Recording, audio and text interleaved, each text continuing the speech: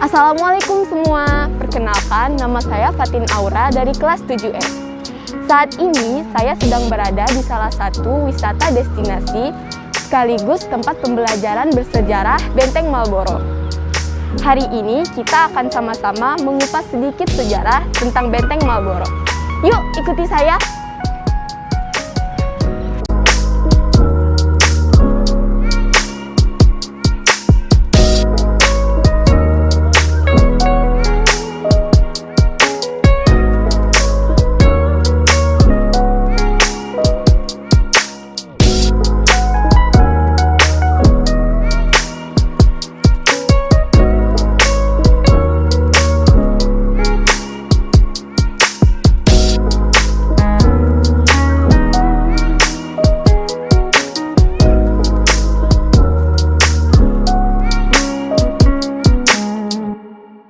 Saat ini saya sudah berada di dalam Benteng Marlborough, di mana nama Marlborough ini sendiri diambil sebagai penghormatan kepada pahlawan besar Inggris, yakni komandan militer yang dikenal sebagai The First Duke of Marlborough.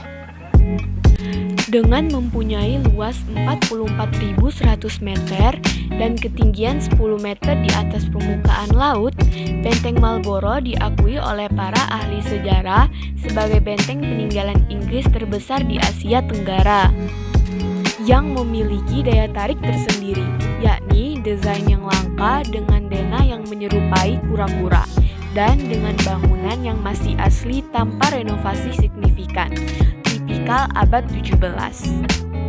Benteng ini didirikan oleh East India Company pada tahun 1714 sampai 1719 secara bertahap, di bawah naungan Gubernur Joseph Caled.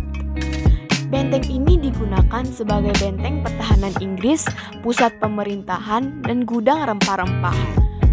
Benteng ini dibangun untuk menggantikan Benteng York yang keadaannya sudah memprihatinkan, dan membangun benteng baru dengan lokasi yang strategis.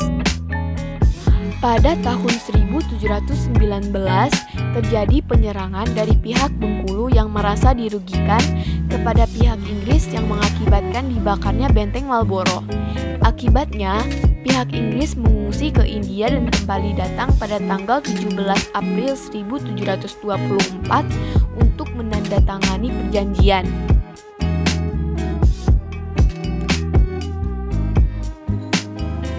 Tidak hanya menerima serangan dari rakyat Bengkulu, benteng ini juga mengalami serangan dari Perancis pada tahun 1760. Dan pada tahun 1763, Perancis mengembalikan kembali benteng ini kepada kekuasaan Inggris. Pada saat itu, di bawah kepemimpinan Thomas Parr, warga Bengkulu menjadi amat menderita. Penggunaan kekuatan yang semena-mena, diterapkannya tanam paksa, dan intervensi kebijakan adat memicu terjadinya pemberontakan dari masyarakat Bengkulu yang mengakibatkan tewasnya Thomas Parr.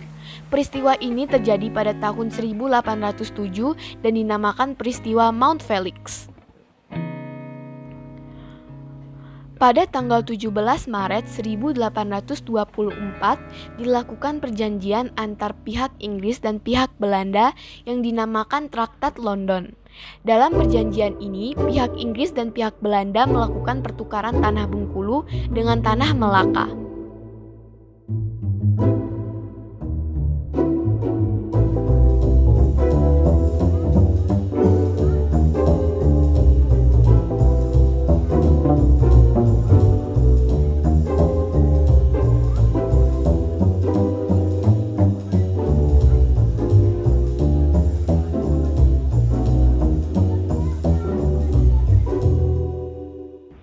Bagaimana menurut Mbak tentang Benteng Marlborough yang dijadikan tempat rekreasi wisata sekaligus tempat pembelajaran saat ini?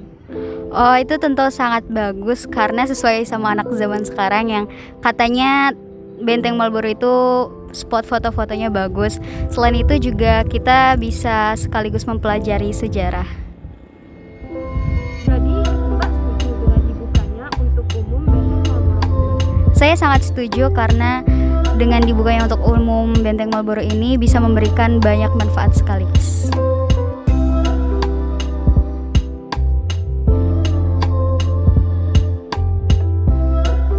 Seperti yang saya bilang, Benteng Marlborough ini berdiri di tempat yang strategis. Selain dekat dengan pantai, di sebelah barat laut dari Benteng Marlborough terletak sebuah tempat bernama Kampung Cina. Kampung ini sudah berada sejak masa 1600-an, yang pada awalnya menjadi pusat perdagangan. Namun, akibat pembakaran pada 1990 dan modernisasi, banyak arsitektur bangunan yang sudah tidak sama lagi seperti aslinya. Sampai kita, sebagai anak muda di Bengkulu, melupakan perjuangan nenek moyang kita di tanah bumi Rafflesia ini. Semoga dengan ini kita merasa lebih semangat dalam mempelajari dan menjaga kelestarian sejarah kita. Saya, Fatin dari kelas 7E, mengucapkan terima kasih. Mohon maaf bila ada kesalahan. Wassalamualaikum warahmatullahi wabarakatuh.